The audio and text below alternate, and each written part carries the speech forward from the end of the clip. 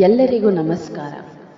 ವಕ್ರತುಂಡ ಮಹಾಕಾಯ ಸೂರ್ಯಕೋಟಿ ಸಮಪ್ರಭ ನಿರ್ವಿಘ್ನಂ ಕುರು ಮೇ ದೇವ ಸರ್ವಕಾರ್ಯೇಷು ಸರ್ವದಾ.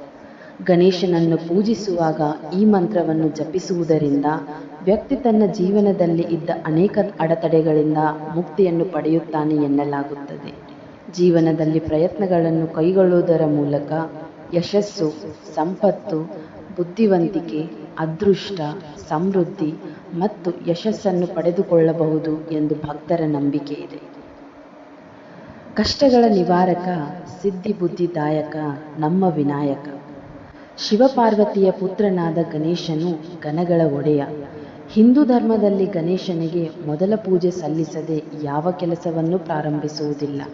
ಗಣೇಶನಿಗೆ ಮೊದಲ ಪೂಜೆಯನ್ನು ಸಮರ್ಪಿಸಿದರೆ ನಮ್ಮ ಕೆಲಸ ಕಾರ್ಯಗಳು ಹಾಗೂ ಅಪೇಕ್ಷಿತ ಯೋಜನೆಗಳು ಸುಗಮವಾಗಿ ನೆರವೇರುತ್ತವೆ ಎಂಬ ನಂಬಿಕೆ ಇದೆ.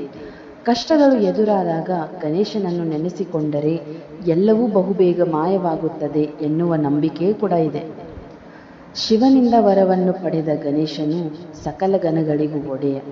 ಗಣೇಶನ ಪೂಜೆ, ಮಂತ್ರ ಹಾಗೂ ಪ್ರಾರ್ಥನೆ ಮಾಡುವುದರಿಂದ ವ್ಯಕ್ತಿಯ ಜೀವನದಲ್ಲಿ ಯಶಸ್ಸು, ಸಮೃದ್ಧಿ ಮತ್ತು ಪ್ರತಿಕೂಲದ ವಿರುದ್ಧ ರಕ್ಷಣೆಯನ್ನು ಸಹ ಪಡೆದುಕೊಳ್ಳುತ್ತಾನೆ ಎನ್ನಲಾಗುತ್ತದೆ. ಹಾಗಾಗಿಯೇ ಪ್ರತಿಯೊಂದು ಹಬ್ಬ, ಹುಣ್ಣಿಮೆ, ಶುಭ ಕಾರ್ಯಗಳನ್ನು ಕೈಗೊಳ್ಳುವ ಮೊದಲು ಗಣೇಶನ ಪ್ರಾರ್ಥನೆ ಹಾಗೂ ಪೂಜೆಯಿಂದ ಆರಂಭಿಸಲಾಗುತ್ತದೆ.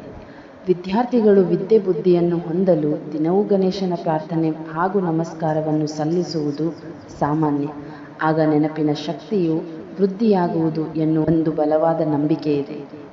ಸರಳ ಹಾಗೂ ಉದಾರ ಗುಣವನ್ನು ಹೊಂದಿರುವ ದೇವನೆಂದರೆ ಗಣೇಶ.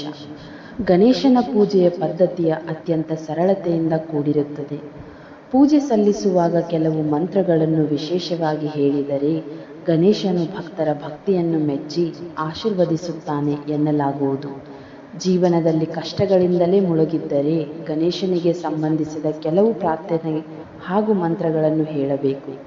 ಆಗ ತೊಂದರೆಗಳು ದೂರವಾಗುವುದು ಎನ್ನುವ ನಂಬಿಕೆಯೂ ಕೂಡ ಇದೆ. ಗುರು ಪರಶುರಾಮನೊಂದಿಗೆ ಜಗಳವಾಡುವಾಗ ಪರಶುರಾಮನು ಶಿವನಿಂದ ವರವಾಗಿ ಪಡೆದ ಕೊಡಲಿಯನ್ನು ಗಣೇಶನ ಮೇಲೆ ಎಸೆದನು. ಆಗ ಗಣೇಶನು ತನ್ನ ತಂದೆಯಾದ ಶಿವನೇ ಪರಶುರಾಮನಿಗೆ ನೀಡಿದ ಅಸ್ತ್ರ ಕೊಡಲಿಯಾದುದರಿಂದ ಅದಕ್ಕೆ ಗೌರವ ಸಲ್ಲಿಸಬೇಕು ಎನ್ನುವ ದೃಷ್ಟಿಯಿಂದ ಪರಶುರಾಮನು ಬೀಸಿದ ಕೊಡಲಿಗೆ ಅಡ್ಡವಾಗಲಿಲ್ಲ. ಆ ಶಸ್ತ್ರವು ಗಣೇಶನ ಒಂದು ದಂತವನ್ನು ತುಂಡರಿಸಿತು. ಗಣೇಶನು ತಂದು ಒಂದು ದಂತವನ್ನು ಕಳೆದುಕೊಂಡನು. ಆದರೆ ಅವನು ವಿನಯ ಮತ್ತು ಭಾವನಾತ್ಮಕ ಶಕ್ತಿಯನ್ನು ಗಳಿಸಿದನು ಎನ್ನುವ ಕಥೆ ಇದೆ. ವಿಡಿಯೋ ನಿಮಗೆ ಇಷ್ಟ ಆದಲ್ಲಿ ಲೈಕ್ ಮಾಡಿ, ಶೇರ್ ಮಾಡಿ ಮತ್ತು ಕಾಮೆಂಟ್ ಮಾಡಿ. Thank you.